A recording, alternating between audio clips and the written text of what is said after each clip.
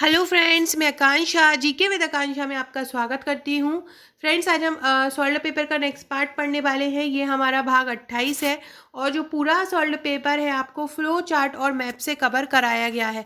इसमें पिछले 5 साल के पेपर जो हैं वो सॉल्व हैं और वैसे तो आपको मार्केट में भी सॉल्व पेपर मिल जाएगा और आपको सभी पेपर सॉल्व मिल जाएंगे, लेकिन ये जो सॉल्व पेपर है ये हैंड रिटन है। साथ ही साथ जिस तरीके से एग्ज़ाम का पैटर्न होता है कि आपको 6 नंबर में 1 पेज लिखना है, 15 नंबर में 3 या 4 पेज लिखना है, तो उस प्रकार से आपको इसको कवर करना है। तो चलिए स्टार्ट करते हैं। आगे बढ़ने से पहले चैनल को सब्सक्राइब जरूर कीजिएगा ताकि आने वाले वीडियो का इन्फॉर्मेशन आप तक मिलता रहे।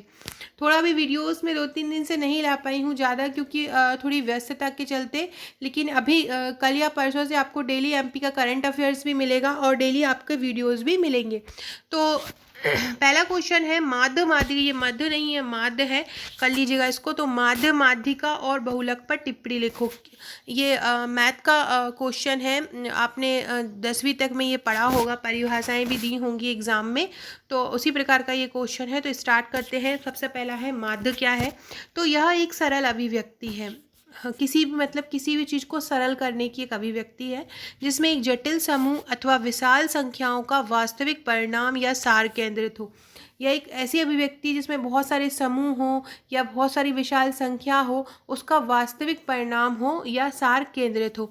तो इसको बोलते हैं m इक्वल टू होता है सम x अपॉन n, मतलब टोटल जितने भी नंबर हो उनका सम और प्लस अपॉन में टोटल जितने नंबर हो वो आ जाएगा। और एक ये m को हम बोलते हैं, माध्य को हम m से डिनोट करते हैं। तो इस प्रकार से हम माध्य की परिभाषा देंगे। नेक्स्ट है माध्यिका। माध्यिका किसे कहते हैं। तो माध्यिका को हम माध्यांक भी बोला जाता है। माध्यांक मतलब अगर आप इसका विच्छेद करो तो मतलब होता है मध्य का अंक।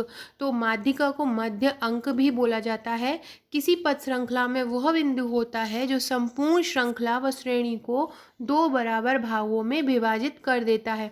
माध्यिका क्या होती है। माध्यिका वह बिंदु होता है जो कोई संपूर्ण श्रृंखला होती है या श्रेणी होती है, उसको 2 भागों में बांट देती है। m बराबर होता है nवें पद का मान, मतलब टोटल जितने पद होंगे वो m बराबर होगा। नेक्स्ट है बहुलक या भूमिष्ठक। तो किसी पदमाला में जिस पद की आवृत्ति सबसे अधिक होती है, मतलब जैसे कि कोई नंबर लिखा है, जैसे कि 1 2 3 4 3 5 3 6 3 9, तो आप इनमें ये देखिए कि कौन सा नंबर जो है वो ज़्यादा बार आया है। तो जो नंबर ज़्यादा बार आता है वही बहुलक कहलाता है। तो किसी पदमाला में जिस पद की आवृत्ति सबसे अधिक होती है उसी मूल्य को हम क्या बोलते हैं, बहुलक बोलते हैं। नेक्स्ट क्वेश्चन है डार्विनवाद पर टिप्पणी लिखिए। मोस्ट इंपॉर्टेंट क्वेश्चन है। चार्ल्स डार्विन का आपने नाम सुना होगा, जिन्होंने जीवन की उत्पत्ति के संबंध में सिद्धांत दिए। अगर आप साइंस बैकग्राउंड से रहे हैं, साइंस स्ट्रीम रही है आपकी, तो आपने बायो सब्जेक्ट में 12th में डार्विनवाद पढ़ा होगा, तो उसी को हम पढ़ने वाले हैं। सबसे पहले ये प्रीलिम्स का भी क्वेश्चन है कि डार्विनवाद सिद्धांत किसने दिया था। तो चार्ल्स डार्विन ने दिया था। प्राकृतिक चयन का सिद्धांत किसने दिया था, डार्विनवाद ने दिया था। मैं आपको पहले ये आंसर कैसे लिखना है इसके पहले बता देती हूँ कि डार्विनवाद क्या क्या होता है। डार्विनवाद ने एक ओरली मैं आपको बताती, डार्विन ने क्या बताया कि जैसे कि आप कोई एक वातावरण में रहते हैं, अब किसी कारणवश आपको दूसरे वातावरण में जाना पड़ रहा है, तो आप वहाँ रह रहे हैं, पहले आप उसके अनुकूल नहीं है। जैसे कि आप ऑस्ट्रेलिया जाते हैं, आप वहाँ के मौसम को सहने योग्य अनुकूल नहीं है, लेकिन धीरे धीरे आप वहाँ पर स्वयं को रहने के लिए अनुकूलित बना लेंगे। इसी को ही हम बोलते हैं प्राकृतिक वातावरण या प्राकृतिक चयन, मतलब स्वयं को वातावरण में रहने के अनुकूल बना लेना ही प्राकृतिक चयन का सिद्धांत है। इसी को यही सिद्धांत डार्विन ने दिया और इसी को डार्विनवाद बोलते हैं। तो देखते हैं इसमें क्या क्या पॉइंट है पूरे सिद्धांत में। तो नई जातियों की बनने की दर उनके जीवन काल से संबंधित होती है। प्रकृति आनुवांशिक फिटनेस लक्षणों को चयनित करती, जो प्रकृति है जितने भी आनुवांशिक फिटनेस लक्षण होते हैं उनको चयनित करती है। चयन व उत्पत्ति के लिए अगर किसी चीज़ का चयन होता है, उत्पत्ति होती है, तो उनका जो आधार होता है वो हमेशा आनुवांशिक होता है। जीव अपने वातावरण में रहने के लिए अनुकूलतम आधार होता है। जो जीव है अपने वातावरण में जब रहता है तो वो अपने अनुसार खुद को ढाल लेता है।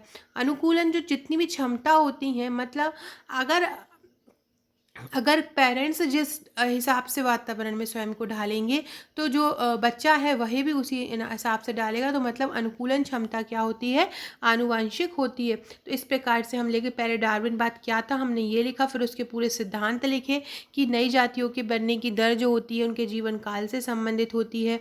प्रकृति आनुवांशिक फिटनेस लक्षणों को चयनित करती है। चयन व उत्पत्ति के लिए सदैव आनुवंशिक आधार होता है। जीव अपने वातावरण में रहने हेतु अनुकूलतम आधार होता है, अनुकूलतम क्षमता आनुवंशिक होती है। फ्रेंड्स ये हमारे जो साइंस वाला जो पार्ट था पेपर थर्ड का, उसका 6 नंबर वाले कंप्लीट हुए। अब हम बढ़ते हैं 15 नंबर वाले में। 15 नंबर का जो ये क्वेश्चन था 2018 में, थोड़ा सा लेवल इसका कठिन आ गया था। बहुत सारे लोग इसका आंसर नहीं दे पाए होंगे, क्योंकि इस प्रकार के क्वेश्चन हम नहीं पढ़ पाते हैं कि मधुमक्खियों की विभिन्न प्रजातियों के नाम लिखो। लेकिन आप टेंशन मत कीजिए, अगर आपने हमारा नोट्स लिया है और आप हमारे ग्रुप से जुड़े हैं तो इस प्रकार के सभी क्वेश्चन मैं आपको ग्रुप में करा दूंगी। और जो लोग नए हैं वीडियो पे, तो हमारे 21 ग्रुप हैं, ये 21 ग्रुप उनके लिए है जिन्होंने नोट्स लिए हैं, क्योंकि 21 टॉपिक के नोट्स हैं। प्लस अगर आप हमारे प्रीलिम्स का नोट्स लेते हैं तो एक आपको प्री का नोट्स ग्रुप भी मिलेगा, जहाँ पे आपको प्रीलिम्स के एग्ज़ाम की तैयारी कराई जाएगी, बेहतरीन तैयारी कराई जाएगी टॉपिक वाइज, ताकि आपका प्री बहुत आसानी से निकल जाए। तो मधुमक्खी की प्रजातियों में हम क्या लिखेंगे, मधुमक्खी कीट वर्ग का प्राणी है। मतलब मधुमक्खी कैसा है, कीट वर्ग, कीड़ा जो होता है उस वर्ग का प्राणी है। इससे हमको मधु प्राप्त होता है। मधु मतलब शहद प्राप्त होता है, जो हमारे लिए अत्यंत पौष्टिक भोजन है। ये जो मधुर में है, मधुमक्खी जो रहती है संघ बना, आपने देखा होगा कि मधुमक्खी का छत्ता लगता है तो वो सभी मधुमक्खी जो हैं एक साथ रहती हैं। तो ये क्या होता है, संघ बनाकर रहते हैं। प्रत्येक संघ में एक रानी होता है, कई सौ नर होते हैं और शेष श्रमिक होते हैं। एक जो संघ होता है उसमें एक रानी होती है, बहुत सारे नर होते हैं और शेष श्रमिक होते हैं। और क्या होता है, शेष श्रमिक होते हैं। मधुमक्खियाँ जो हैं वो छत्ते बनाकर रहती हैं। इनके वंश एपिस में 7 जातियाँ होती हैं और 44 उपजातियाँ होती हैं। इनका जो वर्ग होता है उसमें 7 जातियाँ और 44 उपजातियाँ होती हैं। नेक्स्ट है प्रजातियाँ। जंतु जगत में मधुमक्खी आर्थ्रोपोडा संघ का कीट होता है। जो मधुमक्खी होता है वो किस संघ का कीट होता है, आर्थ्रोपोडा संघ का कीट होता है। विश्व में मधुमक्खी की मुख्य 5 प्रजातियाँ पाई जाती हैं, जिनमें से 4 प्रजातियाँ हमारे भारत में पाई जाती हैं। अब कौन कौन सी है मधुमक्खी की प्रजातियाँ। पहली प्रजाति है भुनगा या डंभर। क्या कौन सी है, भुनगा या डंभर है। ये आकार में सबसे छोटी होती है, सबसे कम शहद एकत्र करती है। इसका जो शहद का स्वाद है वो खट्टा होता है। आयुर्वेदिक दृष्टि से ये बहुत गुणकारी होती है और ये सबसे महत्वपूर्ण शहद होती है। ये आज जो क्वेश्चन है आपका 3 नंबर में भी आ सकता है कि भुनगा या डंबर क्या होता है। तो ये आप यही लिख देंगे कि मधुमक्खी की एक प्रजाति होती है, आकार में बहुत छोटा होता है, सबसे कम ये शहद एकत्र करता है। इसका जो शहद का स्वाद है वो खट्टा होता है, आयुर्वेदिक दृष्टि से ही महत्वपूर्ण होती है। अब हम पढ़ने वाले हैं नेक्स्ट। नेक्स्ट है भंवर या सारंग। उत्तर भारत में भंवर, इसको भंवर कहा जाता है और दक्षिण भारत में इस मधुमक्खी को सांगर कहा जाता है। इसका जो आकार है वो अन्य मधुमक्खियों से बड़ा होता है। जो भंवर है वो एक बार में 30 से 50 किलो शहद एकत्रित कर लेती है। स्वभाव से ये बहुत खतरनाक होती है। भंवर या सारंग और जंगलों में पाई जाती है। तीसरा है पोतिंगा या छोटी मक्खी। क्या है, पोतिंगा या छोटी मक्खी है। तो ये पोतिंगा या छोटी मक्खी जो है ये भी भंवर की तरह ही खुले में छत्ता बनाती है। ये आपने देखा होगा डालियों पे लटके हुए रहते हैं जो छत्ते होते हैं, तो उसी प्रकार से लटकी हुई दिखती है। छत्ता जो है इसका अधिक ऊंचाई पर नहीं होता है, ये 20 सेंटीमीटर लंबी और चौड़ी होती है। नेक्स्ट है यूरोपियन मधुमक्खी। यूरोपियन मधुमक्खी का जो विस्तार है वो संपूर्ण यूरोप, अमेरिका, ऑस्ट्रेलिया और अफ्रीका तक फैला होता है। वर्तमान में यूरोपियन मक्खी का पालन नहीं हो रहा है, इसका पालन अब लगभग समाप्त हो चुका है। इस प्रकार से हमने ये मधुमक्खी के बारे में प्रकार पढ़े कुछ महत्वपूर्ण। अब हम पढ़ेंगे कि इसके बारे में जब प्रकार पूछा तो हम ये भी देख लेंगे किस प्रकार से शहद बनता है, निष्कासन मोम का कैसा होता है, प्रसंस्करण कैसा होता है। तो इनका मुख्य उद्देश्य शहद और मोम का उत्पादन करना ही होता है। मधुमक्खी का मेन, अगर हम उनका संरक्षण कर रहे हैं तो उनका मेन उद्देश्य होता है कि हम शहद प्राप्त कर सकें। तो शहद से भरे छत्तों को बक्से में रखकर, ऐसे सभी बक्सों को कमरे या खेत में बड़ी मच्छरदानी के अंदर रखकर मधु निकालना चाहिए।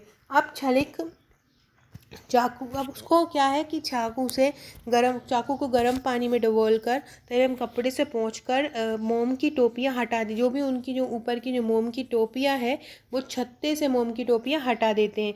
छत्ते को शहद निकालने वाली मशीन में रखकर यंत्र को घुमाकर बारी बारी से छत्तों को पलटकर दोनों ओर से शहद निकाला जाता है। तो क्या करते हैं, मशीन में रख देते हैं और यंत्र को घुमाते हैं और फिर दोनों ओर से शहद निकाला जाता है। इस शहद को मशीन से निकाल कर टंकी में लगभग 48 घंटे तक पड़ा रहने देते हैं। शहद को पतले कपड़े से छान लेते हैं और स्वच्छ और सूखी बोतलों में भरकर शहद बेचा जाता है। इस प्रकार हम मोम का जो है मधुकन बनाते हैं और एकत्रित करते हैं। अब निकालें मोम को कैसे करते हैं, तो पुराने छत्तों से मोम काट कर उबलते पानी में डालकर पिघला देते हैं। ऊपर तैरते हुए मोम को निकाल दिया जाता है। इस मोम को साफ करने के लिए 2-3 बार शहद पानी में पिघलाकर ठंडा करते हैं। प्रत्येक बार जमे हुए मोम की तलहटी पर लगी गंदी चाकू से काटकर अलग करते रहना चाहिए। जो मोम की जो तलहटी है उसको अलग से लगी जो चाकू है उसको हटाकर अलग करते रहना चाहिए। तो इस प्रकार से हम मोम का निष्कासन कर पाते हैं। सो फ्रेंड्स, ये 15 नंबर में था तो हमको पूरा डिटेल में इसका आंसर देना ज़रूरी था। तो इसी प्रकार से फ्रेंड्स अगर आप हमारे पूरे 5 साल के पेपर लेना चाहते हैं तो आप ले सकते हैं। ये इस प्रकार से 8 फाइलें आपको मिलेंगी। इसमें लगभग 1300 पेजेस रहे हैं, जिसकी हार्ड कॉपी का प्राइस 2000 रुपये है और सॉफ्ट कॉपी का प्राइस 1200 रुपये। अगर आप पैकेज के साथ इसको लेते हैं हार्ड कॉपी तो ये आपको 1100 रुपये का रहेगा और इसका सॉफ्ट कॉपी भी अवेलेबल है, आप ले सकते हैं। ये मेरे मेंस के पूरे नोट्स का पैकेज है 8500 रुपये का। इसमें आपको टेस्ट सीरीज़ बिल्कुल मुफ्त मिलेंगी। साथ में ये सॉफ्ट कॉपी का पैकेज है। यहाँ भी आपको टेस्ट सीरीज़ पूरी मिलेंगी। सॉफ्ट और हार्ड दोनों का एक ही है। जो यहाँ वहाँ फ्री मिलना है यहाँ भी मिलेगा। प्लस आपको 21 पेड व्हाट्सएप ग्रुप मिलेंगे जहाँ पे आपको एग्ज़ाम की तैयारी और रिवीजन आंसर्स, मॉडल आंसर्स कराए जाएंगे। सो फ्रेंड्स, वीडियो अच्छा लगा हो तो लाइक कमेंट जरूर कीजिएगा और चैनल को सब्सक्राइब कीजिएगा। Okay friends, thank you.